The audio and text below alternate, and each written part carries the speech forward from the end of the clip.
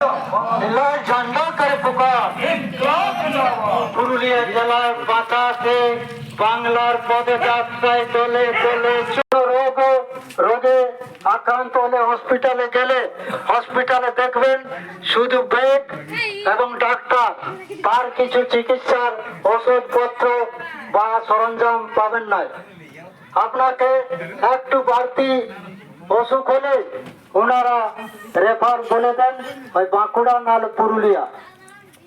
তাই এই জেলার হসপিটালের যে উন্নত পরিষেবা, সেই পরিষেবা যাতে পাই, এই দাবি নিয়ে তো আমাদের আন্দোলন।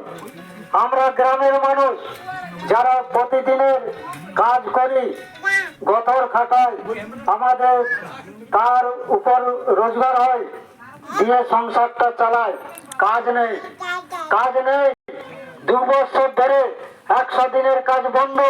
যারা 100 দিনের কাজ করেছিলেন তারা অনেকেই টাকা পান নাই, এই টাকা তারা এখনো পান নাই। আমরা ইতিমধ্যেই 100 দিনের কাজের দাবিতে আমরা বিভিন্ন সময় গ্রাম পঞ্চায়েত গুলোতে, বিভিন্ন গ্রাম পঞ্চায়েতে, ব্লকে ডেপুটেশন শ্রমিকদের, ক্ষেত মজুরদের নিয়ে আমরা 4 ফর্ম ফিল আপ করেছিলাম কাজ পাওয়ার আশায়, কিন্তু কাজ আমাদের দেন নাই। এই রকম আমাদের জর্জরিত হতে হচ্ছে গ্রামের মানুষদের। বহু যুবক, যারা কম বয়সী যুবক, যারা পড়াশোনা করে মাধ্যমিক উচ্চ মাধ্যমিক পড়েছে, তারা বিভিন্ন সময় দলে দলে আমাদের গ্রামের থেকে জোরসা, বেকো, ময়সরাডি গ্রামের অনেক যুবক দক্ষিণবঙ্গে তারা বিভিন্ন রাজ্যে কাজের জন্য চলে গেছে। কি করবেন? কোনো করার নাই। কাজ তো চাই, কাজ না হলে সংসার চলবে কি করে? তাই বিভিন্ন যুবক তারা ভিন্ন রাজ্যে চলে গেছেন। আমরা দাবি করছি পুরুলিয়া জেলার মধ্যে যদি কাজ খোলার দাবিতে শিল্প যদি হয়, শিল্পর সম্ভাবনা আছে। আমাদের পুরুলিয়া জেলায় ইতিমধ্যে 2-4টে শিল্প হয়েছে।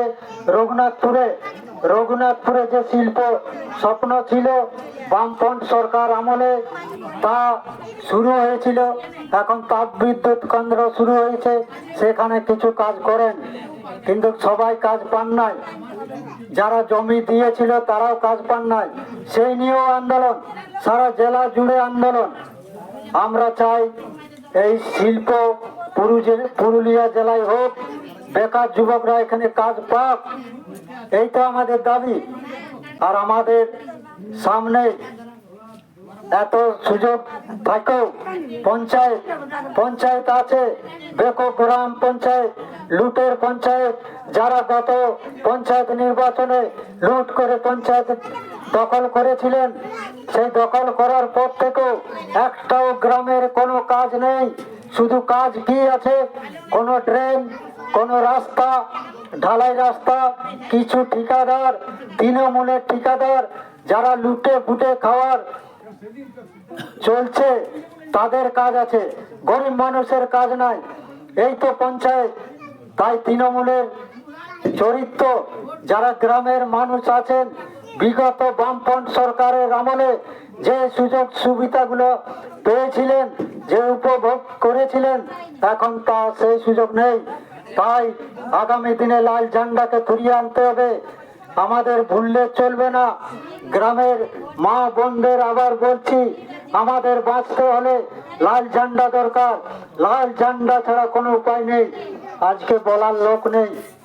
কোনো যদি কিছু সমস্যায় পড়েন, গ্রাম পঞ্চায়েত সদস্য, প্রধান, উপপ্রধান বা তাদের উচ্চ নেতৃত্বকে যাই বলেন, তারা কোনো কর্ণপাত করেন না। তারা একটাই পথ দেখায়, পুলিশ প্রশাসন। তারা পুলিশ প্রশাসনের পথ দেখালে তাদের